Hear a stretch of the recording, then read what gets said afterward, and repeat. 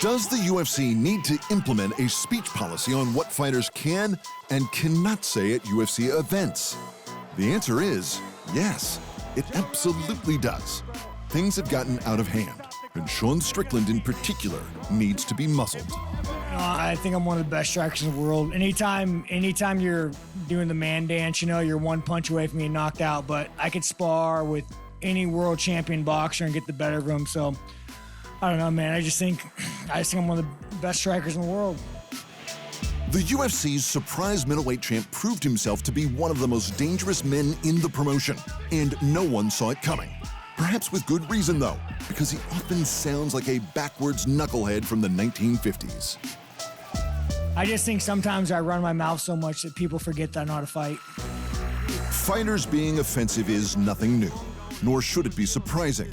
The good majority of athletes throughout history who chose combat as a profession did so because getting punched in the head was better than whatever else life had to offer. From Stanley Ketchel to Jack Dempsey to Roberto Duran to Manny Pacquiao, innumerable legends of boxing got into the sport to escape abject poverty. In another world, they might have been brain surgeons and rocket scientists, but they were born into this world. Here, their survival was the priority over education. Mike Tyson grew up poor in New York City, surrounded by crime and corruption. His mother was a prostitute, his stepfather a pimp, and Tyson had been arrested 38 times by the age of 13. With a start to life like that, eventual jail time was almost a guarantee. At a press conference, outbursts like this was bound to happen.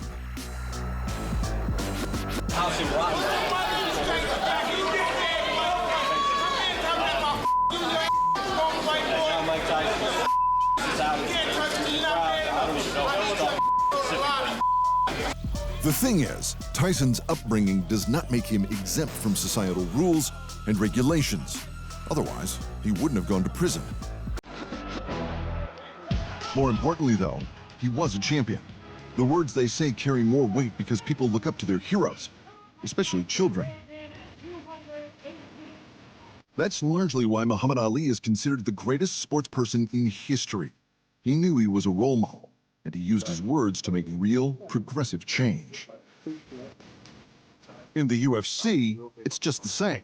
Champions are put on pedestals, and once they're up there, they can use their platform for good, like Dustin Poirier, or for evil, like his rival, Conor McGregor. It's just business. I see a man here. We see a corpse. It's crazy. We see a dead body. Since becoming the UFC's #1 pay-per-view draw, McGregor quickly descended into a world of narcissism and vulgarity. From thinly veiled homophobia and chauvinism in his boxing press conferences to repeated run-ins with the law, he's an atrocious role model for anyone of any age. But most of those transgressions were outside of the UFC's purview. He does, however, frequently cross the line within the promotion as well, like when he threatened Poirier's life. He was saying that he was gonna kill me. You don't say stuff like that. That he was gonna murder me. You don't say stuff like that, You don't say stuff about people's wives either, but I know that's zero chance. But there is a chance, somebody could die, and you don't say that. You don't wish that on anybody. It must be said that fighters often threaten to kill each other. It is combat after all, but it still stings when fighters cross the line and make it personal, like when Colby Covington mentioned Leon Edwards' deceased father. Literally, you're so stupid. On Saturday night, I'm gonna bring you to a place you never want to be. I'm gonna bring you to 7th layer hell. Okay. No, I'm bringing you to 7th layer hell.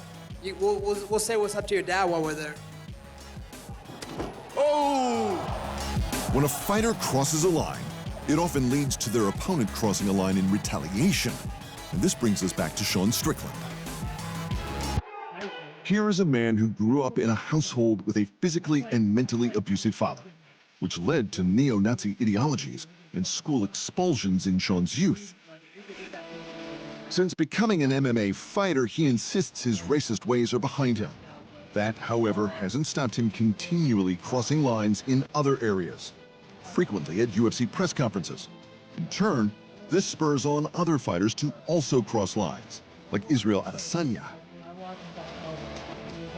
I mean, what was it like, 2-0 against Izzy? What was it, 2-0? Did you watch the whole fight? No, I don't like Exactly. Do your job next time. Oh. Oh, man, I made the champion man with his frosted tips and his gay little watch. Oh, no! I'm just joking. Hey, Izzy is a savage, bro. Hey, watch out. Now. Hey, what happened before we walked on stage? Hey, I smacked you on the ass like my bitch. Bro, your Pornhub is just That's filled with facts. cartoons, bro. No man that beats off the cartoons is gonna beat me.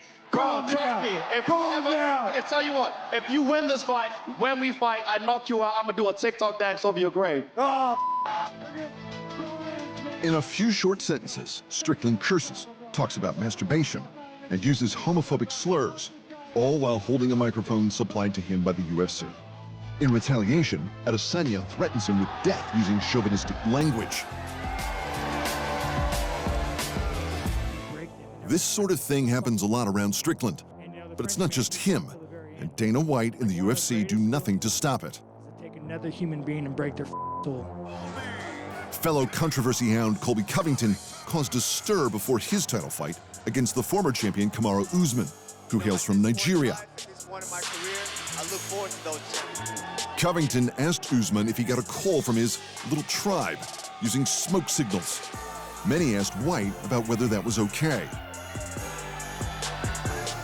That's the 10th time you guys have asked me this. Yeah, I mean, these guys all have their own causes, things, you know, all their own beliefs. We don't muzzle anybody here. We let everybody speak their mind. I don't know what he said that was racist. I don't know if I heard anything racist that he said. You know, I don't know. Would you agree that if it is racist, though, it's wrong? It doesn't have a place? Of course. Come on. Well, just want to get I'm it not on going to record. play these games with you guys. Come on. If it's racist, would I? Yes, of course. When UFC fighters like Colby Covington and Sean Strickland use hateful words without any appropriate or mandated recourse, they make the UFC look bad. And as the UFC is the de facto global representative of all MMA, that means they give the entire sport a bad name. That's why the UFC has to do something about it. Trying to move forward. Thanks for watching. And remember, if you want more fight sports in your life, just hit the subscribe button.